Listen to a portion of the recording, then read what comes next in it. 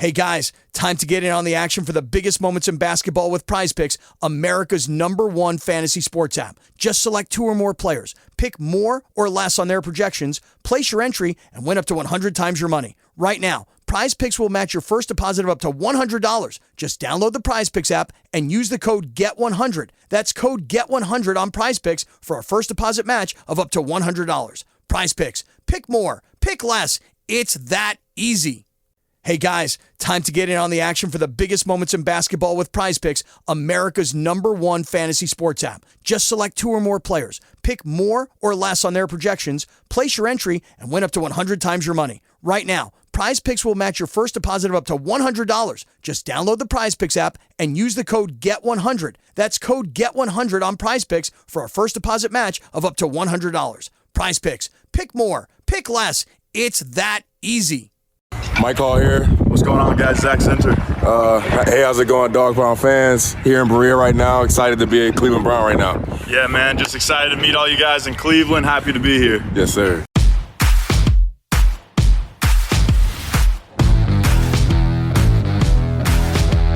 Welcome to the Dogs Podcast with your hosts, Blake Reneker, Justin Charles, and Josh All.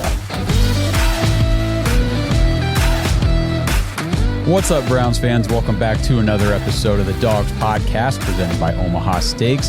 Josh all alone with you guys on Sunday, wrapping up NFL Draft Weekend, the weekend we've been waiting for so long. We've been detailing so much about the draft, so many prospect profiles, so much scouting, so much research has gone into everything we've done in all the episodes coming up to this weekend.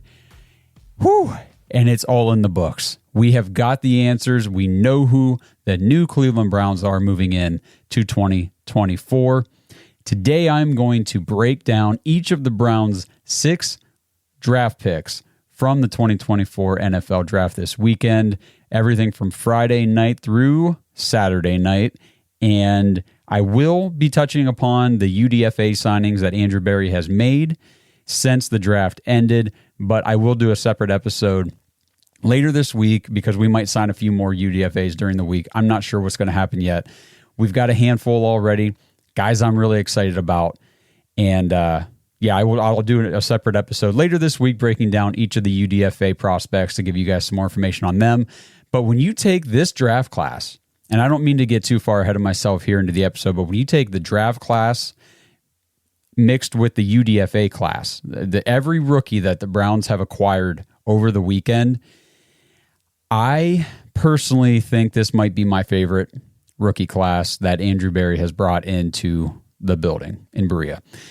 I'll break it all down for you guys. We'll go player by player and look at each of these prospects and everything so that way you get to learn more about who the new Cleveland Browns are. But I got to tell you guys, if you went through the weekend, if you went through that draft thinking, okay, this is just kind of ho-hum for the Browns, it's kind of meh. We didn't trade up. We didn't trade back. We just sat at the 6 spots that we had, with 2 7th-round picks being 2 of those 6 spots. We just stayed pat. We just picked. We sticked and picked. And if you are of that mindset that it wasn't anything overly exciting, bear with me on this episode. I'm going to do my best to convince you otherwise. I think that, spoiler, but I think the Browns have at least 4 out of the 6 picks who could turn into stalwart / starter type players for the Cleveland Browns in the future. So stay with me through this episode. It's going to be a ton of fun. I can't wait to break down each of these players. If you guys were with us on Friday night when we were doing the live coverage of day 2, man, was that a good time. It was so much fun. Kenny Mack, DF Sports, Devontae Travis, thank you guys so much for coming to the studio and helping us through the draft night live coverage. It was a ton of fun. We had a good time. I split the entire night into 4 different episodes because it was almost 4 hours, 3.5 hours or so of a live stream, broke it into 4 different sections for you guys to go back and reconsume on YouTube if you would like to. And just cannot emphasize enough how appreciative we are of all of you guys, the listeners, the viewers, tuning in to that episode, to that live coverage and hanging out in the chat and having a ton of fun and helping us really destroy all those trolls that just started bouncing in and out because they apparently had nothing better to do than to come troll the Cleveland Browns and our show, which we always appreciate. We welcome your trolldom because you're pretty easy to dismantle. It doesn't take a whole lot of effort on our part, and it's a ton of fun. So thank you guys for all of that. And before I dive in to the first prospect here that the Browns took on Friday night, let me just remind you guys, please like this video, subscribe to the channel on YouTube. We are pushing to 10,000 subscribers, and the faster we get there, the happier we're going to be, because we are going to do some sort of giveaway when we hit 10,000 subscribers. Haven't decided exactly what it's going to be, probably a jersey of some type, but you want to make sure you help us get there because you will be involved in some way in that contest, so stay tuned for those details as we get closer to 10,000 subscribers. And lastly, if you're listening on audio, Apple Podcasts, please do us a big solid. Scroll down to the bottom of the page and tap 5-star review. Leave us a written 5-star review. That really helps out the show. It's a no-cost way to you to help us continue to get our podcast in front of more Browns fans like you guys. So if you like the show and you want other Browns fans to hear it, please leave us a 5-star written review on Apple Podcasts. So again, we're about to kick this off. But like I said at the top of the show, if you come out of this episode and you're still not excited about this draft class, or you still think, not so much to be, interested in here, or whatever the case may be, please post it in the comments. Drop it in the comments. You guys know that we love engaging with everybody in the comments. Yes, if you're going to be a snarky, smart-ass fan, we'll call it, or just a troll in the comments, we are going to give it right back to you in full fashion. But if you've got genuine takes and you're like, hey, listen, I see what you guys are saying about so-and-so, but I still feel like this or that or the other, we love having those conversations with you guys. That kind of conversation dialogue is what got Devontae Travis into the dog pack at jointhedogs.com to become an official dog pack member, and then eventually got him onto an episode with us. Just the football knowledge, the back and forth talk that we had, the discussions we had on just the YouTube comments. And now you see that he was with us on Friday night doing the live show. So it was a ton of fun. It's a great way to interact with us in the comments. And again, I just mentioned it, jointhedogs.com if you want more of our content and to be part of the Dog Pack community. It's an awesome place to be. So let's kick things off.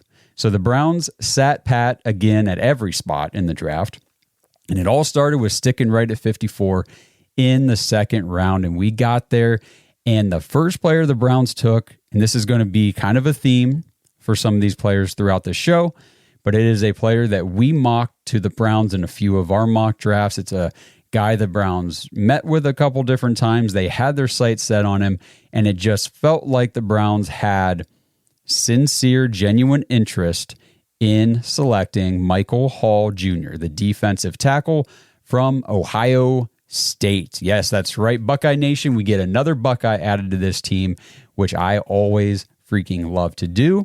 So with Michael Hall, as we go through this, I mentioned this Friday night, yes, interior defensive lineman, defensive tackle is the listed position, but let's think of Michael Hall more as defensive line in general, because Michael Hall will most likely be utilized across the entire defensive line, outside, inside, what have you. I don't think he's going to be restricted exclusively on the interior. Now, that's going to be primary, I'm sure, but he is a versatile athlete.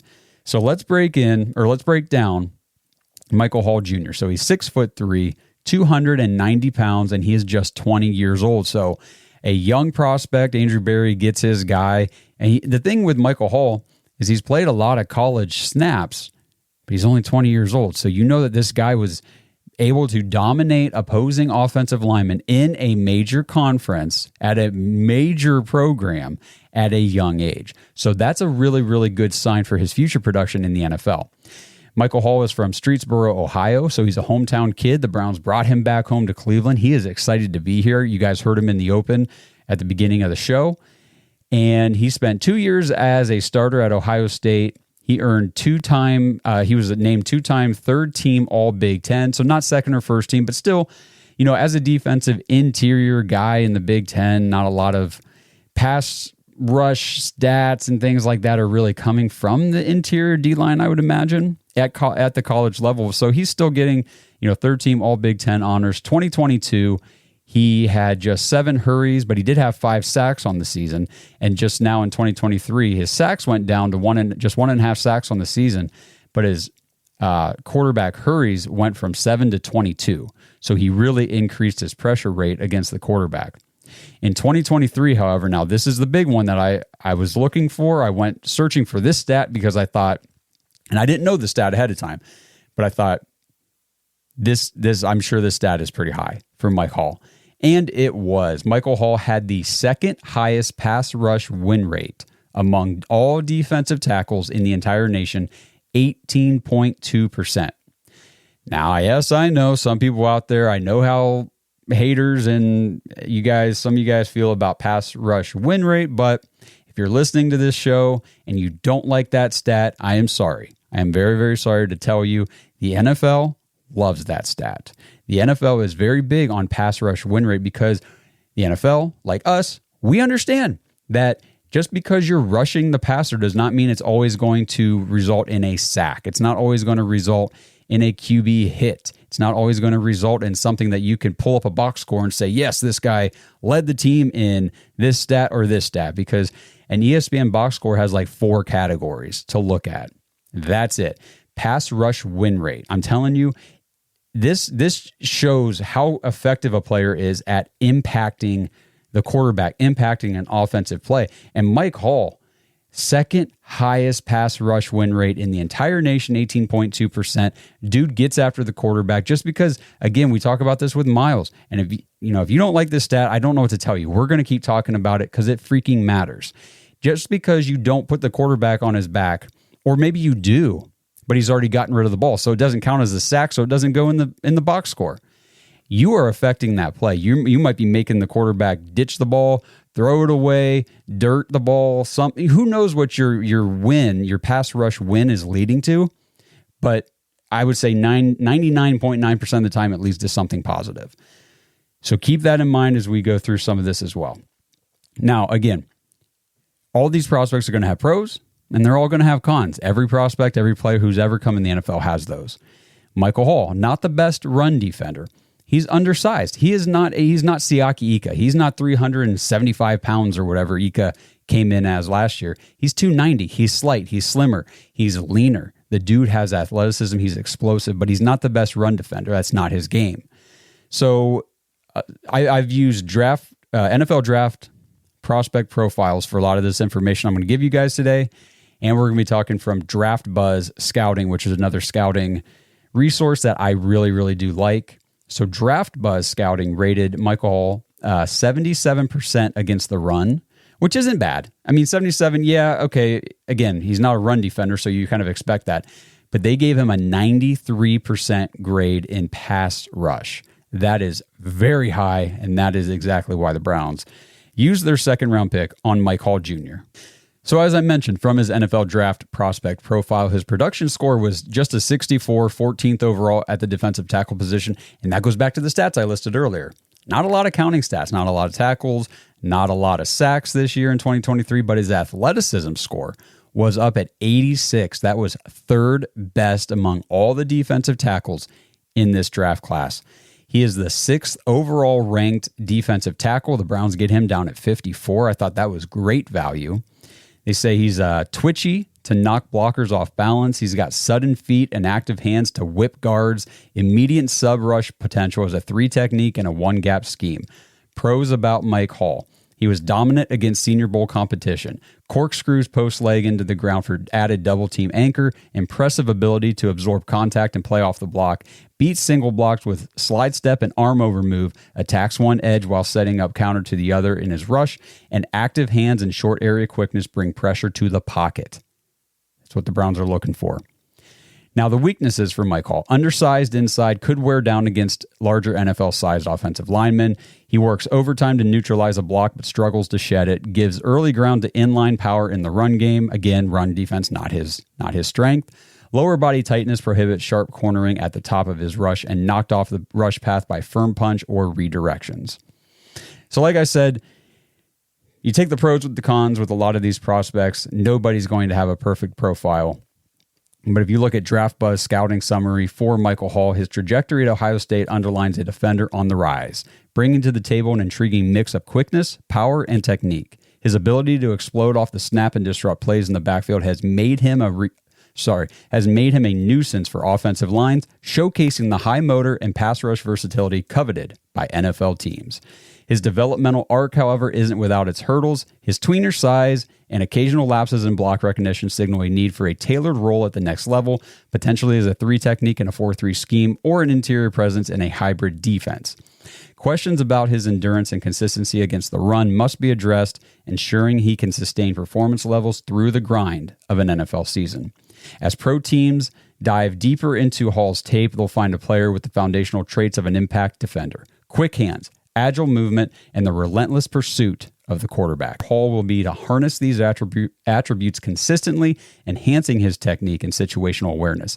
If he can navigate these adjustments, Hall's transition to the NFL promises not just a roster spot, but a significant rotational role with the potential to develop into a cornerstone defensive lineman.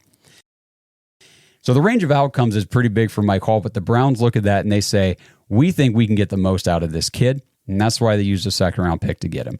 So overall, I'm very excited to have Mike Hall, not just because he's a Buckeye. Yes, am I an Ohio State Buckeye homer? That's my alma mater. Of course I am. I love me some Buckeyes.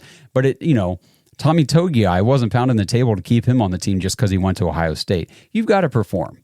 Okay, I love where he came from. I love what he's projected to be able to do at the NFL. And the fact that the Browns have Jim Schwartz as defensive coordinator, you bring a talent like this onto a Jim Schwartz defensive line, look TF out. This kid, I believe, is going to be pretty damn good for the Browns. Maybe not this year because we talked about it on the live show Friday. The Browns are pretty much set. They're stacked at the defensive interior. And as we go through the prospects here that the Browns drafted, we took another defensive tackle at the end of the draft. So we'll get to him. But the fact is the Browns never feel like they have enough, or, they just continue to strive for quality depth on the defensive line. And that's exactly what they attacked here in the draft. And that's exactly what they got. And the 2 defensive tackles they got are very opposite of each other in what they bring to the table. So again, strategic, intentional, very good moves by the Browns. And overall, very happy with the selection of Michael Hall at pick 54. This episode is presented by Omaha Steaks. Browns fans, I don't know where you're at. It may or may not feel like it, but it is spring, and the Omaha Steaks Spring Sale is here, and it is the perfect time to get fired up for all your springtime grilling. 50% off site-wide. These are the sales that I love to take advantage of because it's the perfect time to grab everything from Omaha Steaks at half the price. And when you use promo code DAWGS, DAWGS, when you check out, you get an additional $30 off your order. It's a deal that you just can't pass up. So head over to omahasteaks.com/dogs right now. Order the perfectly aged tender steaks, ocean fresh seafood, juicy burgers, incredible air-chilled chicken, and all their delicious desserts, ready-to-eat meals, all this stuff. They've got appetizers and stuff too, guys. Chicken wings and mott sticks and everything you could possibly want to stock up for a fantastic spring grilling season. 50% off site-wide, omahasteaks.com/dogs. Use promo code DAWGS, DAWGS, when you check out for $30 off your order. Minimum order may be required. Before we move on, Ohio, Bet365 is offering new users $150 in bonus bets this month. To receive your bonus bets, all you have to do is sign up for Bet365 using our link, make a first deposit of $10, and place a $5 wager on any game. Once that first $5 bet settles, you will receive $150 in bonus bets, even if you lose the bet. To be eligible for this sign-up bonus, you must sign up through our link down in the description. So if you haven't yet signed up for Bet365, click our link in the description and place that first bet. This offer is only available for new customers who are 21 and older and physically present in Ohio. Please gamble responsibly. If you or a loved one has a gambling problem, call 1-800-GAMBLER. Check the episode description for the full terms to see if you can qualify. Next, third round, pick 85. Cleveland Browns are on the clock, and they walk up and they select offensive guard Zak Zinter from Michigan. Boo, boo. No, I'm just messing. Zach, I know you're from Michigan, but you are now a Cleveland Brown. So we don't care about the Michigan thing anymore. Thought it was actually pretty neat. DF was talking about this Friday night that the Browns went Ohio State Buckeye and Michigan Wolverine back-to-back on Friday night. And having those two come into Cleveland together, having those two on the video that you saw, the "Hey, Cleveland, we're here" video at the beginning of the show, it's just kind of cool. It's cool to see these, these two hated each other in college because of where they played. And now all those feelings, they're out the door because they're both in Cleveland as Browns. And I just think it's a really cool thing. And, there's another connection here with these two a little bit later as I read that, we did mention on Friday night, but it increases the interest here. But Zak Zinter, again, went into this draft Friday night. Me and Justin talked a lot leading into even pick 54. Like, we need to address offensive line. I'm sorry. We have got to. There were a couple of tackles we liked on the board. And while, we do have Conklin, Jones, Wills, next year, the other tackle across from Jowon Jones is going to be, we're not really sure what that's going to be yet. But offensive interior line, we really need depth there. We really need to start planning for the future. Joel Bitonio is 33. He's got 1 year left after this, I believe. Who knows if he's going to retire or maybe he'll play till he's 38. I don't know. But he's probably, well, I shouldn't say probably. He's definitely closer to retiring than he's not. And then Wyatt Teller at the other guard, which is where Zak Zinter plays, right guard. Wyatt Teller is phenomenal. We love him. He's a Cleveland Brown, one of our favorites. I've talked about this whenever I did the State of the Browns series, got to the offensive line. His contract is one that the Browns could look to move on from to save space against the cap, either this year or next year. So Zak Zinter, I think, is that future plan for that. But I really like this pick because, again, we were advocating for offensive line, kind of preferred interior. I was a big Cooper Beebe guy, maybe at pick 54, something like that. But we get Zak Zinter at pick 85. And just like I was talking about with Mike Hall, I love this pick. I think the value is off the charts for where the Browns were able to get him and what he can potentially be for us in the future. So Zak Zinter, 6'6", 309 pounds. That's a big offensive guard. He just turned 23 years old like 2 weeks ago. So he's a little older in the prospect age range that Andrew Berry usually shoots for. But again, this is another common theme we're going to see as I go through these guys. And that COVID year in 2020, added another year of eligibility for a lot of guys. A lot of teams missed out on that whole season altogether. So we are seeing older prospects, and I do believe this is the final year for that impact. But anyway, so Zak Zinter is from Port St. Lucie, Florida, and he started as a true freshman for Michigan back in 2020. He was named second team All-Big Ten then the following year in 2021, and then he was named first team All-Big Ten in 2022 and 2023. Not only that, he was voted a unanimous All-American in 2023. So Zak Zinter, a 4-year starter at Michigan, one of the, you can call it premier, I know I'm a Buckeye fan, but premier programs in the nation, Big Ten Conference. They just won the national championship. Very good coach team, Jim Harbaugh, all that stuff, blah, blah, blah. But the dude has accolades. He's got recognitions. He was an anchor, a leader on that offensive line for the Michigan Wolverines. Against Ohio State, this is that last connection I was talking about. Against Ohio State, going against Michael Hall and the Buckeyes defensive line, just a few months ago in 2023, Zinter broke his tibia and his fibula. He got carted off the field. He had to miss the college football playoffs. He had to miss the national championship game. But that the injury for him is something that obviously the Browns aren't concerned with. I'm not concerned with because, again, at this moment in time, we're not expecting him to start. Hope to God we don't even have to have him play any sort of meaningful snaps this year because that means Bitonio and Teller stayed healthy. Take this whole year to acclimate yourself to the NFL, to the new level of, now this is professional football, not college football, the training regimen, everything that's different between college and pro. Learn how to be a pro, follow in these guys' footsteps, continue to heal, get that leg strong, and come back next year. I like the potential here. So Zak Zinter, a 4-year starter, allowed just 3 sacks total the last 3 seasons, and that includes 0 in 2023 with just 5 pressures allowed on 296 pass block snaps. Very impressive. Kind of reminds me of some of the stat numbers we were looking at with DeJuan Jones and Luke Whippler last year. Played every single snap in college at right guard, like I said, the Wyatt Teller role. NFL draft prospect profile. Pros about Zak Zinter. Broad across his upper body with thick hips and adequate length. Takes smart angles and lands on linebackers as a second-level climber. Diligent finding positioning and feet before striking for improved balance. Stays secure into the block with strong hands and driven feet. Able to hold his ground against bull rushers. Does a nice job of resetting hands to maintain positioning when mirroring. Weaknesses. Coming back from broken tibia and fibula suffered in late November.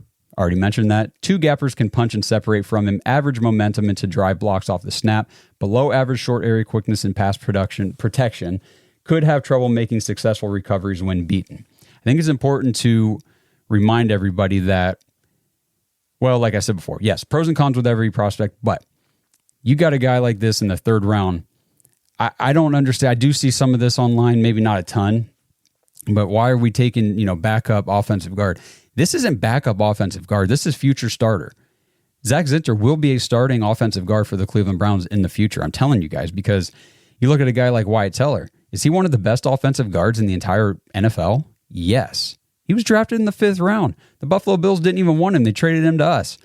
So there is great value, great talent to be had later in the drafts. We have to get away from the mindset of 1st and 2nd round picks are these, all Pro Bowl caliber type players all the time. And then, 3rd and 4th, maybe you get lucky. Anything after that is just, a throwaway pick. That's not the case. You can get quality starting players all throughout the draft, and Zak Zinter in the 3rd round is exactly that. So if we go over to Draft Buzz, his scouting summary, Zak Zinter's tenure at Michigan showcased his ability to dominate in the trenches, underlined by his role in propelling the Wolverines' run game to new heights. His knack for anchoring against powerful bull rushes and his prowess in executing second-level blocks make him a very solid prospect. Despite concerns about his recovery from a severe leg injury, his tape reveals a player with the foundational skills to start at the next level, capable of holding his own as both a run blocker and pass protector. However, Zinter's transition to the NFL won't be without its challenges. His performance against speed rushers and in space raises questions about his fit in schemes requiring high levels of mobility and quickness. These limitations, coupled with the recent injury setback, could impact his draft stock and early career development. Teams will weigh these factors against his proven track record of reliability, leadership, and technical proficiency.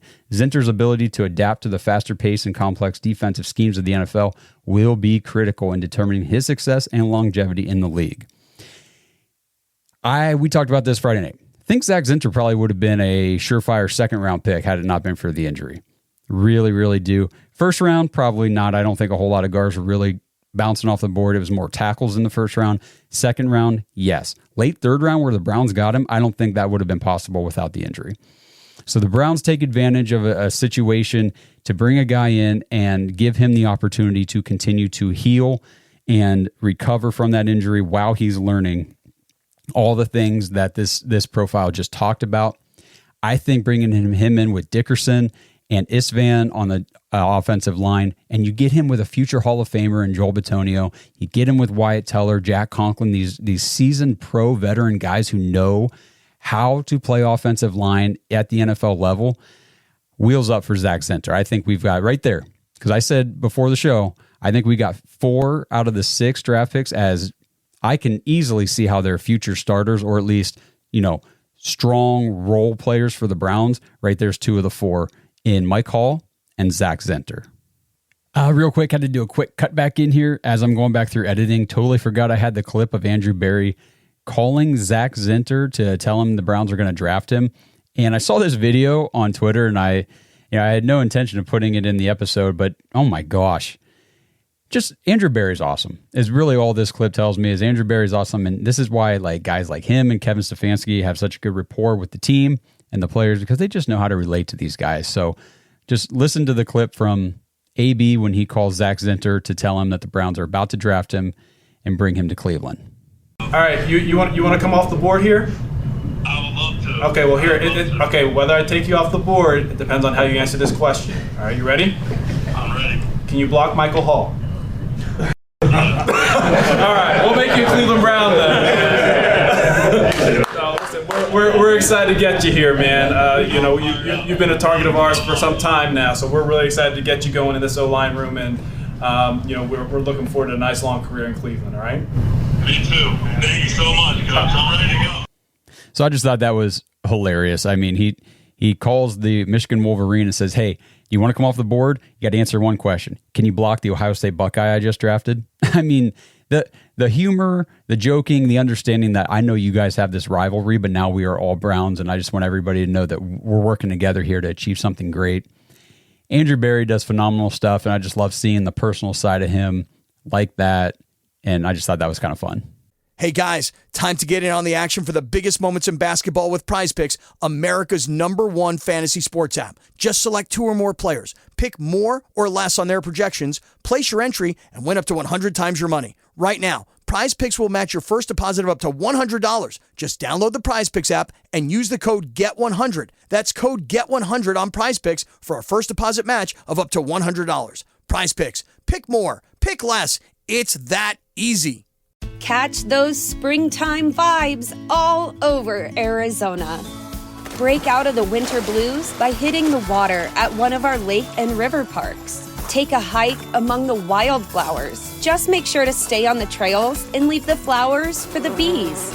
Discover Arizona's best kept secret and visit azstateparks.com/amazing to start your springtime adventure.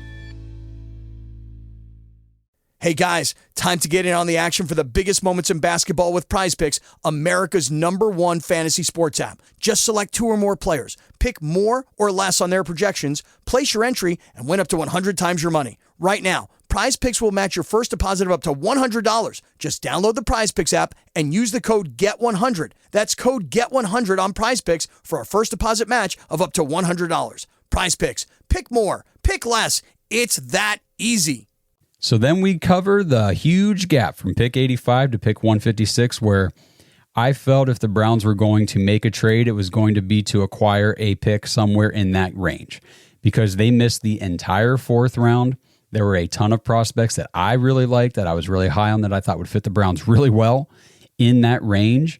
And a lot of them flew off the board as we sat back and waited at 156, didn't make a move. We stayed there. And as we were leading into pick 156, there was a name on the board that I was like, oh, please, Father God in heaven above us, let this name fall to the Browns. Jeremiah Trotter Jr. was sitting there. Oh, man, if we could have landed JTJ at pick 156, unreal value. And I just have my gut tells me that's what the Browns were eyeing, and they were going to let him fall to them because the Philadelphia Eagles jumped the Browns, traded up to get right in front of us, right to pick 155, just so they could run up to the podium and select Jeremiah Trotter Jr. So the Philadelphia Eagles took Trotter right before we could. I'd say they snaked him from us, but the Browns, obviously, they're not just, if they really wanted him, like had to have him, couldn't miss on him, they probably would have tried to move up a little bit too, just to make sure they got him. They didn't. They stayed where they were. They let other players fall to them instead. And there was another name on the board that I was very excited for. And it was a wide receiver, and his name is Malik Washington. And the Browns turned in the card, and they drafted a wide receiver. And it was not Malik Washington. At pick 156 in the 5th round, the Cleveland Browns picked Jamari Thrash, the wide receiver from Louisville. So I owe Jamari Thrash an apology. I owe Browns fans who follow us on social media an apology, because I reacted emotionally as a fan, like a lot of people did. I was not alone in this. I was kind of commiserating with other Browns fans at the same time without taking the time to step back and go through this logically. And the initial things, because let me just say this up front. Jamari Thrash is not a wide receiver that I scouted for the Browns. I didn't look into him because I didn't think he was a fit for the Browns. I didn't think he was really in play for them at any point. I felt like if they were going to take a swing at a receiver again, it was going to be in the second or third round. And then once we got past that, I thought, okay, they might be waiting till 6th, 7th round, or they're just going to, Mason Tipton in UDFA, who that kid ended up signing with the New Orleans Saints. So good luck to you, Mason. But in the 5th round, I never thought a wide receiver was what the Browns were going to shoot for. But they go for Jamari Thrash. And the instant things that I start seeing posted about him and reading, just doing real quick, like, oh crap, who's Jamari Thrash? I know the name. I've listened to a couple scouts about him, but I just haven't paid a ton of attention to him. Oh boy, looks like he's got speed. Looks like he's got drop issues. Oh, for crying out loud. Did we just draft Anthony Schwartz again? That was my initial reaction. And just remembering picking Schwartz over Amon-Ra St. Brown was like, oh my gosh, we just took Thrash over Washington. Did we just do it again? Like I said, Jamari Thrash, I owe him an apology because, man, I really believe I was off base with my initial assessment, and now I'm going to give you a little bit more of the research behind him. Let me be clear, before I get started, Jamari Thrash is not Anthony Schwartz. The whole time after I saw the name pop up on the draft board, I was just picturing all the horror show of Anthony Schwartz in my mind, and then I went and I turned on the tape for Jamari Thrash. His tape and everything from this past year, 2023 at Louisville. And immediately, I forgot all about Anthony Schwartz. So let's talk about Jamari Thrash because this kid is kind of a dog. So let's break him down. Jamari Thrash, 6 feet tall, 188 pounds. He's 23 years old, and he will turn 24 in December during the season. So this is the second year in a row now that we've seen Andrew Berry draft an older wide receiver prospect that kind of goes against the young breakout philosophy, but again, that COVID season has impacted that picked age range these last couple seasons, and we've already talked about that. So Jamari Thrash is from LaGrange, Georgia. He spent his first 4 seasons in college at Georgia State. He didn't really play until his 3rd season, where he had 32 receptions for 452 yards and 3 touchdowns. And then he came back again in his 4th season, and that's where he broke out, I would say. 61 catches, 1,122 yards, and 7 touchdowns. It was the best season of his career in college.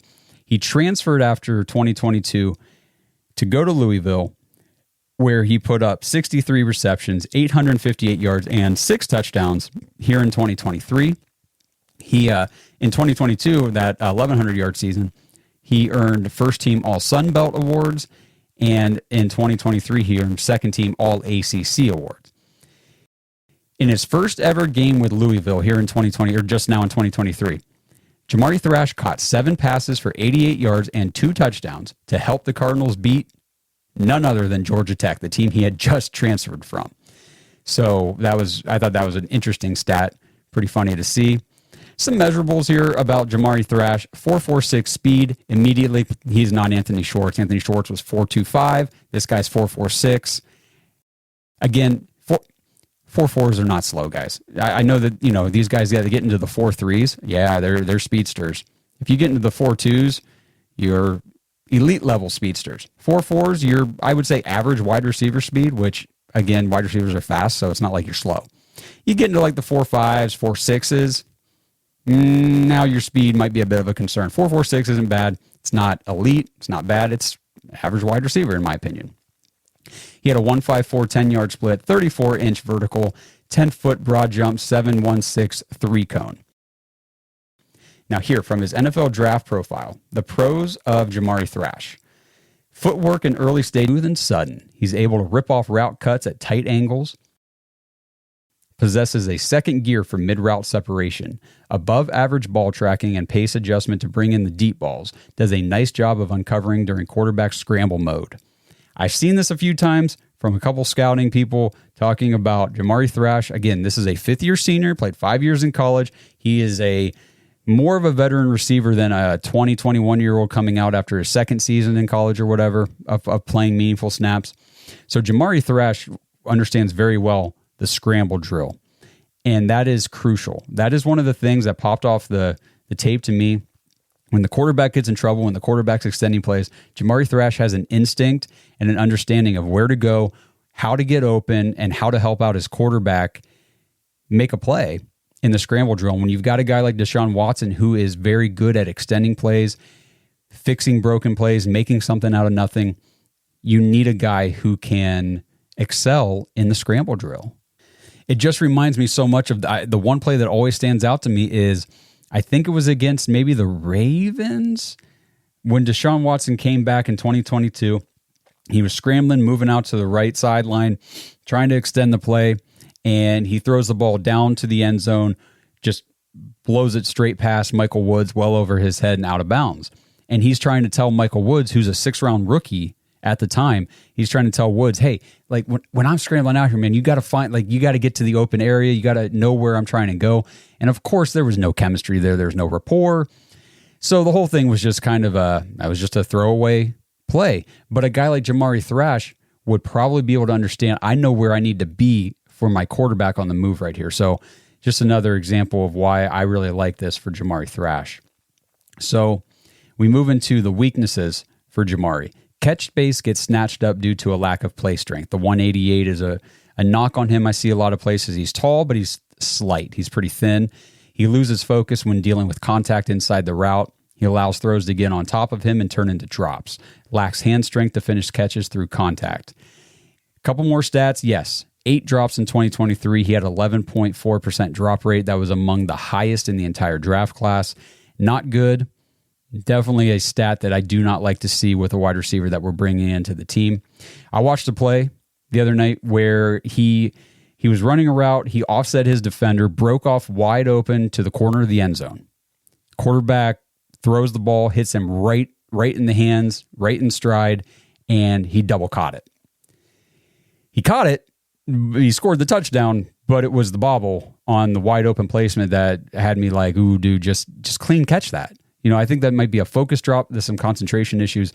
But again, you know, he had the ball, and I think he was just making sure his feet were in, lost concentration, dropped the ball, recaught it, scored the touchdown. But it's stuff like that that leads to these drops that he suffers from.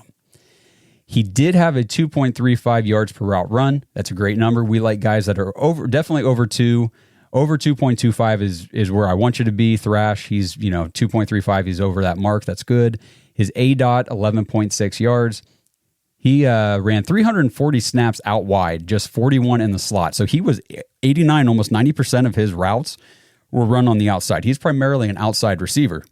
Now, he's not your not your X receiver. He'd be more of your Y. He can move into the slot, but I think that he's going to be a good opposite field player across from Amari Cooper. So we got Amari and Jamari. And I think that his skill set is along the Marquise Goodwin role. So if you think what the Browns wanted Marquise Goodwin to do last year, now Marquise was a little bit more of like the burner, but it's not so much about the straight line speed. It's more about your deep ball awareness and prowess. And that is something that Jamari Thrash is good at. And the thing with Jamari Thrash that I was watching, and I'll keep talking about some of his stuff here, but just watching the tape on Jamari Thrash, I said that it made me forget about Anthony Schwartz immediately. Jamari Thrash can freaking run routes. Now, is he the best route runner in the entire class? No, of course not. He's a 5th-round pick. But if you remember Anthony Schwartz, super fast. Just put him in a straight line and let him go. Just don't throw the ball to him because he's not going to catch it. Jamari Thrash can run routes. The dude's got good moves. He knows how to set up a defender. He knows how to make a guy go one way while he's going another. And I came away from the tape actually pretty impressed. I was like, I'm glad that the Browns got this guy, because while I don't expect Jamari Thrash to ever be the number 1 alpha dog receiver for the Browns, again, we talked about that on previous episodes. That's not what you're trying to do in the 5th round. What you want to do is find a guy who can be a reliable rotational or wide receiver 3 for your team, a guy that you can put on the field and if we need him, we got him, and he's going to make a play. He might not ever be the first read on a play, or the only time he is a first read is when we drop a play for him. But Jamari Thrash I could easily see him being that guy, because again, like I said at the top of this, he's kind of a dog. If you watch him in Louisville, he's got a my ball mentality. Now, it's not my ball in terms of contested catch, because he kind of sucks at contested catches. I'm not going to lie. That is not his strong suit. But when I say my ball mentality, it's the mentality of throw me the ball, I'll make a play. And he does. And he makes plays, and he makes guys miss. And he's not bad after the catch. He doesn't have the most yak yards. He's not the best after the catch receiver, but he has the ability. He has the ability to take a quick slant to the house if he gets past a guy and turns on the jets. So overall, I like what I was seeing from Jamari Thrash. 418 yards after the catch, just 9 yards behind Marvin Harrison Jr., just if you want to put that into context for 2023. Here's the contested catch, just 3 of 19 in 2023, just a 15.8% contested catch rate. So he is not a 50-50 ball receiver. That is going to be Cedric Tillman. Again, Tillman and Thrash have very complementary skill sets. They don't overlap each other very much at all, which is cool, which is good. We didn't want, two receivers that did exactly the same thing, and you're like, well, which one do I use in this situation? We've got specific guys for specific things. He did have a 104.9 passer rating when targeted. That's pretty good. I like to see that. So if we go and we look at Draft Buzz scouting, they rated him 84% in short area, 89% in the intermediate, which is huge. Talk about this all the time with receivers. If you can win consistently in the intermediate area of the field, you're going to earn targets. You're going to be a quarterback's best friend because the NFL is playing 70% zone on average right now. 89% in the intermediate. I like that a lot. 84% deep. I thought that was a pretty good number. Now, not a very good run blocker on just 65% score there. And his hands got a 66% because of the drops in that issue. So, again, good speed, not elite speed, good speed. Good route runner. He can run the routes. He's got a route tree. Now, does it need work? Of course it needs work, but he's not coming in super raw where he's got to work on everything, to get anywhere. Like the dude is coming in with a route running regimen. Got to fix the drops. Got to clean that stuff up if you're going to be able to contribute for the Cleveland Browns. So here is what Draft Buzz had to say. Jamari Thrash enters the NFL draft as a receiver with a polished route tree and a knack for finding soft spots in zone coverage. Everything I already talked about. His ability to execute sharp cuts and showcase reliable hands makes him a threat on short to intermediate routes. With his demonstrated footwork and ability to make quick cuts, Thrash can create separation against man coverage, making him a viable option in the slot or on the outside. His route running savvy combined with an instinctual understanding of defensive schemes allows him to be a consistent target. However, Thrash's game does come with limitations, particularly in his downfield speed, where his time speed doesn't show, and ability to contest catches against more physically imposing defenders. His lack of elite burst and play strength could hinder his effectiveness in press coverage at the next level. Despite these concerns, Thrash's versatility and football IQ position him as a promising prospect for teams looking to bolster their wide receiving core. His ability to operate both inside and outside gives offensive coordinators flexibility in play calling, while his hands and route running precision ensure he can be a reliable chain mover. Thrash's performance in scramble drill situations and his knack for uncovering against broken plays add another layer to his on-field value. That's the scramble drill thing I was talking about. Overall, Thrash projects as a scheme-versatile receiver capable of contributing early in his career, particularly in systems that value precision route running and spatial awareness. Gee, whose offense does that sound like? His draft stock might be tempered by physical and athletic limitations, but his skill set offers enough upside to warrant consideration on day 3, and that's where the Browns got him. So I started it by saying I'm sorry to Jamari Thrash, and I will wrap this thing up by saying I owe everybody an apology for my initial reaction to Thrash because I don't want to put the failures of Anthony Schwartz or even David Bell, and I can't include anything with Cedric Tillman. It's only been 1 year. So Schwartz, the downfall, whatever you want to call it, of David Bell, I cannot project those onto Jamari Thrash. Jamari Thrash is his own receiver. I cannot tell Andrew Berry, don't draft another receiver because you've missed on a couple. You have to keep taking swings at this position if you're going to, like this says, bolster your wide receiving core. You've already got a Murray Cooper. You got your alpha. You got your one. You got Jerry Jeudy. You got a top number 2 receiver who could still move into that number 1 receiver spot. You've still got Elijah Moore. You've got Cedric Tillman. And now we've got Jamari Thrash. And again, go watch the tape. Go watch the tape. I liked his presence. I liked his confidence. I liked his leadership on the field. He just looked like a dude that a quarterback can rely on. And that shows up a lot in a lot of his scouting. And I came away impressed. I really did. Again, the expectations are develop into a consistent, reliable, contributing number 3 option for the Browns offense. And I will be very happy. And I think Jamari Thrash can be exactly that. I like his leadership, like I said. I like his understanding on the football field. I saw multiple places cite his football IQ as a very good pro for him. 5th-year senior, he should know what he's doing out there. And when you watch the tape, you can tell he does. This episode is brought to you by Danger Coffee. Browns fans, we talk about how Danger Coffee is made free from mold toxins that are in 45% of the world's coffee, but that's not all that Danger Coffee has to offer. Mineral and nutrient deficiencies are a big deal. They make you feel sick, tired, stressed, and they can give you brain fog. These deficiencies negatively affect your immune system, your digestion, sleep, metabolism. Have you ever wondered why you get an initial burst from your coffee, but then you get that little crash not long after? Danger Coffee's patent-pending process remineralizes your body with more than 50 trace minerals and electrolytes, leaving you more energized, engaged, powerful. These micronutrients enter the cells to boost performance. They bind to toxins to provide detoxification support. I know that sounds like a lot, but the bottom line, guys, is minerals matter, and most of us really don't get enough of them on a daily basis. Danger Coffee delivers micronutrients, plus it gives you access to the minerals you already have. Head to dangercoffee.com, use our code DAWGS, DAWGS, for 10% off your order. And that code can be used over and over. So you get 10% off every order you make using code DAWGS. It's time to start every day off with a cup of coffee that gets you going and actually keeps you going. Dangercoffee.com, code DAWGS. All right, so we got 3 players to go. We are moving into the 6th round pick, 206, another player that I mocked to the Browns a couple times because I really love this pick. Not going to lie, guys. I love Mike Hall. I love Zak Zinter in the 3rd. I'm very optimistic about Jamari Thrash.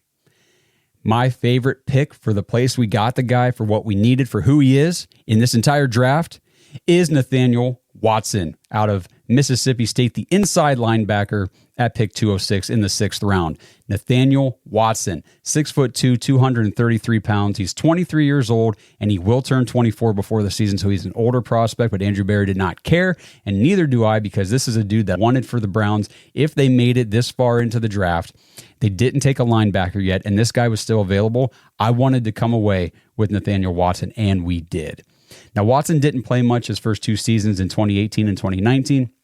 He played more in 2020, but then in 2021, he had a breakout game against none other than Alabama, where he had 16 tackles, 1 tackle for loss, and 1 sack. 2021 season, he finished with 83 tackles, 6 TFLs, and 5 sacks. 2022, this dude continues his ascension. He gets his first ever interceptions, and over the course of the season, he tallies up 113 tackles, 12 tackle for loss, 6 sacks. He earned 2nd team All-SEC honors, and then in 2023, he comes back for his last season in the SEC in college at Mississippi State, and he freaking dominated the SEC. 137 total tackles, 13 tackle for loss, 10 sacks, and another interception. He got 1st team All-SEC honors, and Nathaniel Watson was named SEC Defensive Player of the Year. And yes, now the Cleveland Browns have 2 reigning Defensive Players of the Year on their roster. Steelers fans, cry harder. The NFL Draft prospect profile for Nathaniel Watson, the pros, posted 31 tackles for loss and 21 sacks since the start of the 2021 season. He thuds blocks with heavy hands to stack and stay separated. Patient not to overcommit while reading and flowing to the football. Good feel for getting home when operating as a blitzer. Poised as a box tackler, leading to lower number of missed tackles. Squares ball carries with good pop and wrap approach.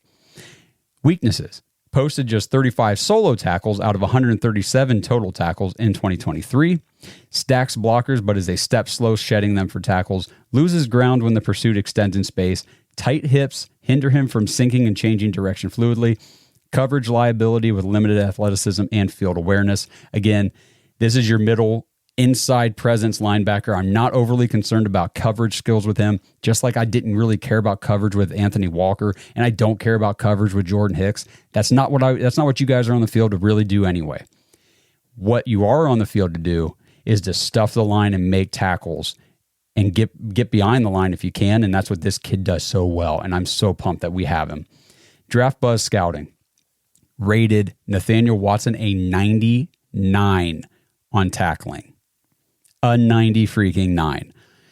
I'm excited to watch this kid play. He got an 80% on pass rush, 80% run defense, 70% in coverage. I'll take those scores every day for a 6th round pick that is eventually going to be my starting middle linebacker.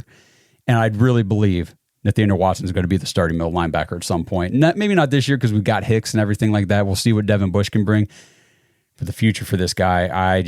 You can tell I'm pretty hyped about him. So Draft Buzz Scouting, his pros, has enough hustle and athleticism to make plays in the flat against running backs. He lacks height but has the vertical and timing to knock away passes when approaching the quarterback. Watson shows good quickness off the line of scrimmage and flashes the violent hands to win around the edge. He's an instinctive and active chase and tackle 4-3 will linebacker with the speed to go sideline to sideline. He takes excellent angles. He also has an innate sense for shooting gaps as a run defender. That's awesome. Big, aggressive hitter who can lay the wood. Has good awareness to quickly locate the ball, keeping his eyes up and on point. Watson combines the athleticism of a chase and tackle defender and the toughness and physicality of a classic 4-3 Mike linebacker. Thickly built with classic linebacker size. How long have we been saying, guys, just go out there and get us a big, beefy, your traditional type middle linebacker? We got him. Adequate strength and the smarts to cover up his athletic shortcomings in the right scheme. Jim Schwartz is going to love you. Weaknesses: not a sudden or quick twitch athlete, will never be the strongest player on the field and can struggle to shed from different angles. He's not long and his frame is just about maxed out. Can be too hesitant when Watson doesn't find the ball immediately. Again, pros and cons with every prospect.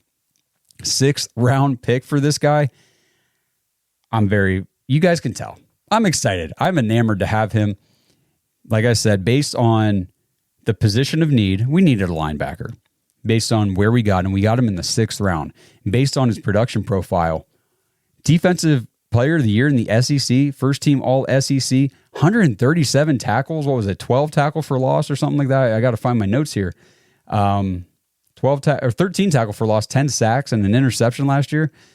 In the 6th round, sign me up for Nathaniel freaking Watson.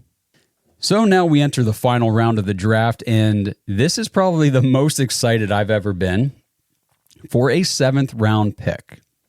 The Cleveland Browns at pick 227 select Myles Harden, the cornerback out of South Dakota. Let's talk about Myles Harden, because this one, at first glance, was like, okay, we took a depth corner, whatever, we'll see if he makes the team. Researched him, looked into him, said, oh damn, what did we just get? 5'11", 195 pounds, just 22 years old. He's from Miramar, Florida. In 2021, he made his college debut with 4 tackles and 2 interceptions. 2021 ended with a leg injury. Prior to that, he was the team's 4th leading tackler. 2022 played just 6 games because he re-injured the same leg, and when he did, he was at that time the 3rd leading tackler on his team, and he was actually named All MVFC and Hero Sports Sophomore All-American, even in just 6 games that year. Senior year, he was named 2023 named a team captain. He played in all 13 games, 58 tackles, 7 pass breakups, and 1 interception.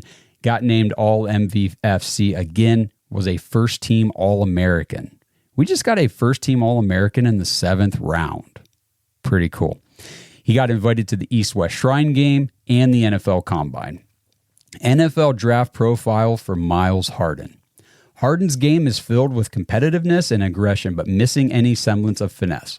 He stands out with his field awareness and zone coverages and his physicality at the catch point and against the run. He's capable as a man defender, but figures to take on some water against NFL wideouts with above-average speed.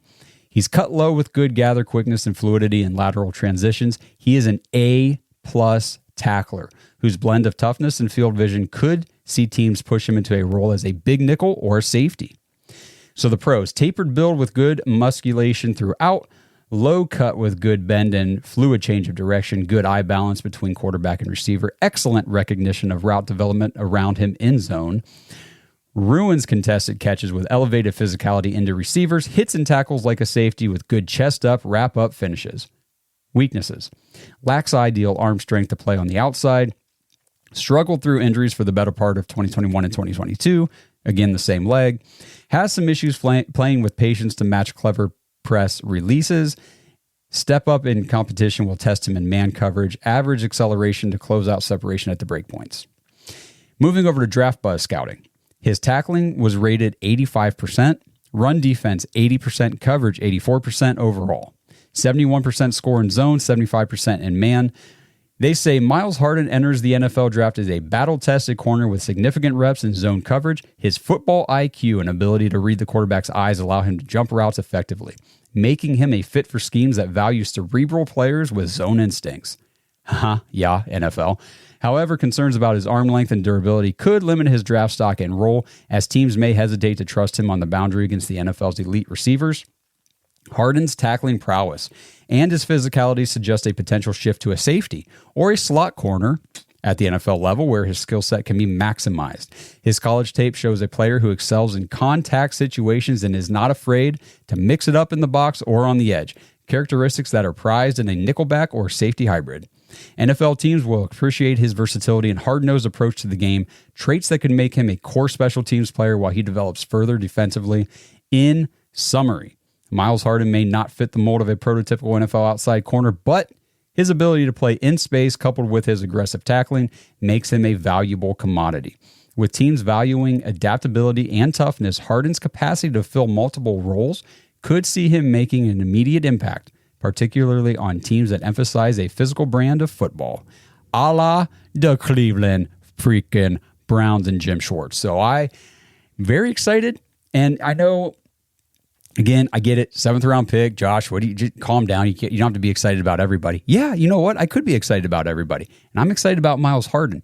I talked already. I said 4 out of the 6 picks we made, I can see being either solid, consistently contributing players on the Browns team or potentially starters, and that was the 4th one right there.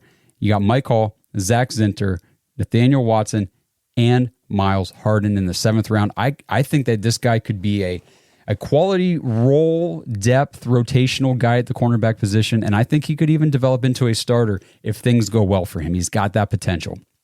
So that's awesome. We'll move on real quick.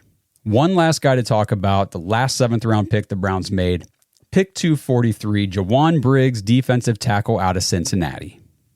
So as I mentioned, the second defensive tackle the Browns took, they bookend the draft with the defensive interior. They take a lean, smaller sized pass rush expert, whatever you want to call him, specialist at the top.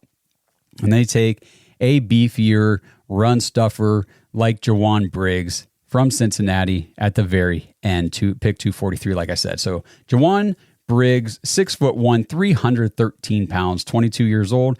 He'll turn 23 right before the season, and he's actually from Cincinnati, Ohio. So again, we started the draft with a Cleveland defensive tackle, and we ended the draft all the way down south in Cincinnati with a defensive tackle. Started his college career at Virginia, played 247 snaps as a freshman. He had decent production, nothing crazy for those first 2 seasons at Virginia. He transferred to Cincinnati in 2021, played all 14 games, had 39 tackles, 15 run stops, 23 pressures with 3 sacks. 2022, he played in 12 games with 52 tackles, 28 run stops, 19 pressures, and 5 sacks. 2022 was Jowon Briggs' best season in college. Again, let me read those again. 12 games, 52 tackles, 28 run stops, 19 pressures, 5 sacks. And here in 2023, he played 12 games again, 25 tackles, 14 run stops, 15 pressures, and 2 sacks. So production came down a little bit, but still very effective. NFL draft profile. Squatty interior defender with short arms and a lack of ideal scheme fit. He won't disrupt as a gap shooter and isn't long enough to control blockers as a 2-gapper, Briggs isn't sudden off the snap, but does play with good lateral quickness to hunt and tackle runners down the line. He does a decent job of utilizing hand fighting to knock a blocker's hands off of him, but he's more likely to stay engaged early on than find quick wins. Briggs is active and plays with good hustle, but might not have the traits or one positional advantage to stand out. His pros: team captain and durable multi-year starter. Plays with secondary effort to pressure play extending quarterbacks. That's pretty good. We got a lot of those in the AFC North now. Let's see. Excellent short area hustle helps him rally to ball carriers. Plays with enough anchor to constrict gap against single blocks. Weaknesses: he has short arms and lacks initial jump to get on top of pass protection quickly. Unable to create enough separation to clear block engagement. Struggles keeping pads square to move blocks and gets washed away on cutbacks. And he doesn't possess traits of true 1 or 2 gap defender. Moving over to draft buzz scouting. Combines excellent power with initial quickness, but one of his best attributes are his violent hands, which Briggs uses with impressive precision. His hand use is excellent. He's strong in the upper body and consistently swats away blockers. He has a compact build, but he is a crafty edge player who is very good against the run. Briggs sets the edge and effectively wards off blocks with a strong core, powerful limbs, and natural leverage. I like all that. He's very instinctive when it comes to countering and solid with overall hand usage. Strong tackler, has good power in hands, can anchor, shed, and chase. He's a high motor player. He shows good enough hand use as well as a tight spin move to win as an edge rusher. So interesting to see that while he is more of that interior, classical interior defensive lineman, he's also versatile and can be put on the edge as well. Weaknesses: while he's powerfully built, his short arms, again, we got those damn short arms, Jowon. He's got short arms, allow blockers to get into his body. He's stiff as an athlete. He lacks the flexibility to truly threaten the edge. Briggs doesn't show much in the way of dynamic change of direction ability on counter moves, and he also has a limited repertoire of pass rushing moves.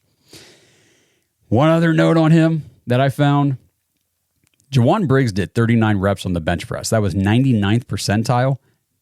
That's a monster. That is one strong man. So Jowon Briggs, 7th round pick. I'm not sitting here saying that he's going to develop into some starter or anything like that. But grabbing a guy like this with his physical attributes and what he's able to do in certain, situations and things like that, this is a great calculated flyer pick for the Browns to try to bring in another defensive lineman, give them, some ability to battle it out in camp. And honestly, Jowon Briggs probably makes the practice squad at the end of camp, would be my guess. And you've got a good developmental defensive tackle on your practice squad. And it just gives you a little more depth and flexibility moving into next year, because you still got, Quentin Jefferson and Mo Hurst are on 1-year deals. Now you got Tomlinson and Shelby Harris on a 2-year deal. And then you've got Ika still on his rookie contract. And of course, Michael Hall. So the Browns are just giving themselves more quality options to operate with moving forward at defensive tackle. And that wraps up the NFL draft for the Cleveland Browns in 2024. Again, very excited about this draft class. I think there is a ton of future potential that we just brought into Cleveland through the draft. And I'm very excited to see how it all plays out. Like I said at the top of the show, I'm just going to mention the UDFAs that we signed so far, and I will do a second in-depth episode on the undrafted free agents later this week. But the UDFA market started off with 2 guys that we mocked to the Browns heavily. Running back Aiden Robbins from BYU is a guy, I'm pretty sure it was Kenny Mack detailed him extensively when we did our first mock draft, when we did our players the Browns have met with and could or should draft. And we talked about Aiden Robbins being either a 7th round pick or potentially a priority UDFA, which is exactly where we got him. So very excited. He's a big bodied running back that I think could actually make some good noise this summer at training camp. And I've seen people already say, oh yeah, he'll be good for the practice squad. Maybe he'll push John Kelly off. Aiden Robbins is the type of running back that if he comes in and does what he can do best, I think he pushes for a roster spot. We'll see. I'm not saying that, I project that to happen for sure, but he definitely got the potential. And then the second guy I really want to key in on, I can't wait to talk about him on the next show, offensive guard Javion Cohen from Miami. You guys, I did several episodes talking about Javion Cohen and how I thought he's a perfect offensive guard for the Browns to target in the mid to maybe like 3rd to 5th round. If he falls into that range somewhere, the Browns need to try to get him, maybe move into the 4th round to draft him.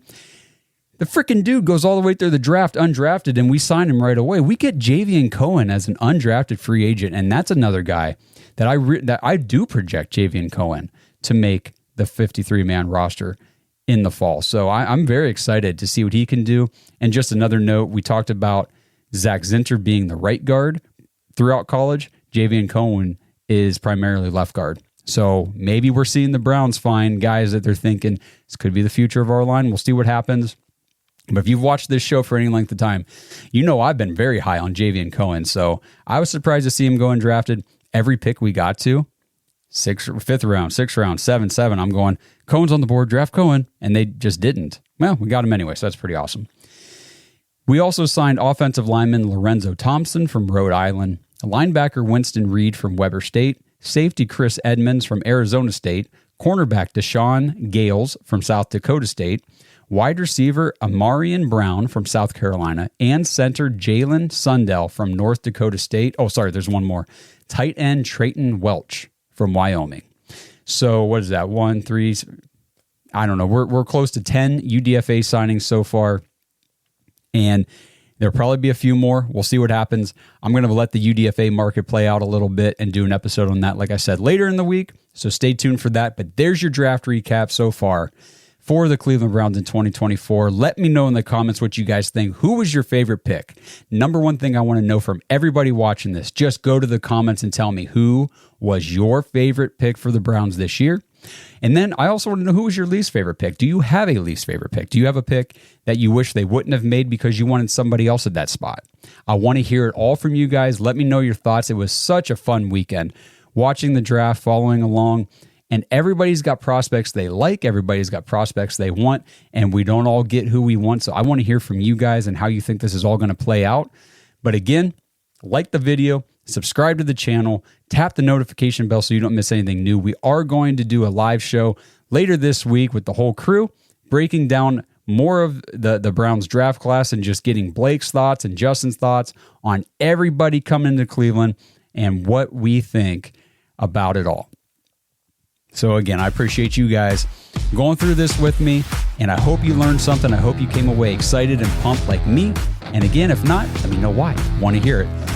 Till I talk to you guys again, let's go Browns. Thanks for listening to another episode of the Dogs Podcast. Make sure you subscribe on YouTube and follow us on Twitter at the Dogs Podcast. Get your thoughts on the show at thedogspodcast.com.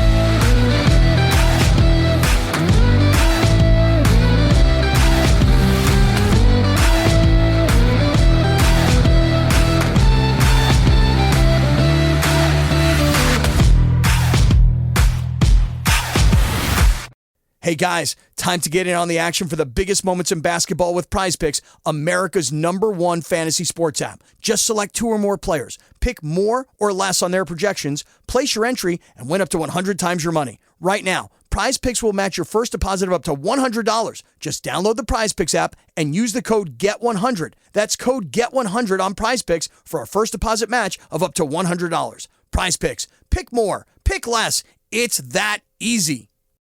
Swimsuit? Check. Sunscreen? Check. Phone charger? Check.